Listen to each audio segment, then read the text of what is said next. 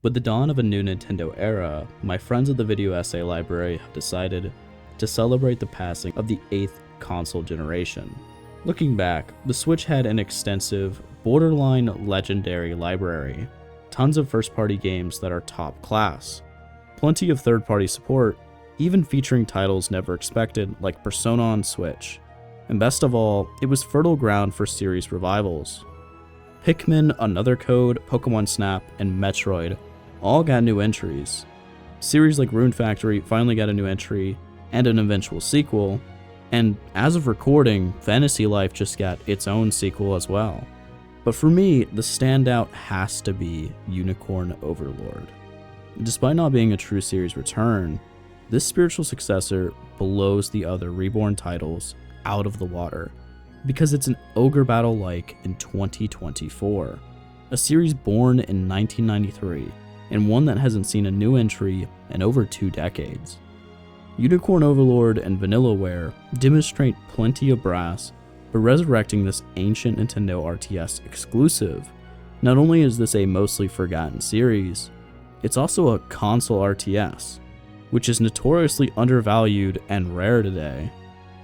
It was released alongside Tactics Ogre Reborn on Switch, a far more popular entry in the Ogre Battle lineage, but unlike Tactics, Unicorn Overlord stays true to the original formula of Ogre Battle and has seen much less of the spotlight. There's really only one team that have the ambition to develop a Nintendo RTS based on a relatively ancient series, while also having the talent and potential to pull it off: Vanillaware, who's known for paying homage to the industry's history, going so far as to face bankruptcy repeatedly in development, only to have their vision and passion rewarded so they may push themselves to the brink once more. Seriously, no other studio would risk making an Ogre Battle in 2024, and nor could anyone do it so faithfully. They managed to deliver their own take, with all the extravagance they're known for, alongside the mythos and magic of Ogre Battle former, and evolve the RTS formula into something more modern. They managed to capture the phenomenal scope of their inspiration perfectly, the same system combining turn-based tactics and real-time strategy with pause is present. The overworld map is polluted with individual units representing squads, positioned on a 3x3 grid. And when they collide, the screen transitions into something akin to an automated, turn-based JRPG battle. It's a perfect blend of real-time strategy and turn-based tactics, because it manages to compress the player's control to an acceptable amount of characters, while still feeling grand in scope. The war feels massive, without ever feeling overwhelming because of this brilliant design.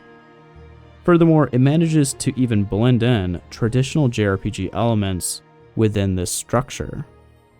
The system gains even more depth through its customization, from squad design to individual gear and skills, to even scripting combat AI. Unicorn Overlord has an excellent grasp over this design concept, and wields it to complement both the player's autonomy and the immersion of the war game. Additionally, it delivers diverse missions. After playing so many tactics and RTS games, I've realized that map variety is something I rarely notice, until it's missing. Thankfully, Unicorn manages to provide diverse battlegrounds, with distinct systems, weather, occasional special victory conditions, and manages to mostly stay fresh with its extensive runtime. Past that, the standard fare for Vanillaware is present. Their philosophy of indulgence exudes perfectly into a visual style that's iconic. Every one of their games has this look, and it's captivating. The world and its characters are blessed with a hand-drawn style full of color. The world is opulent, unmistakably bright, and full of fantasy, from the rays of the heavens or the winds of war bellowing over fields, to the speckles of light from fairies. Even the snow-barren wasteland shimmers with a sense of wonder. It is one of the most beautiful, most playable art books ever created. Not to mention, these pictures are even better in motion. Everything is well animated, to the point that the player can feel the tension in a bowstring. Unicorn Overlord is alive because of its awesome art style.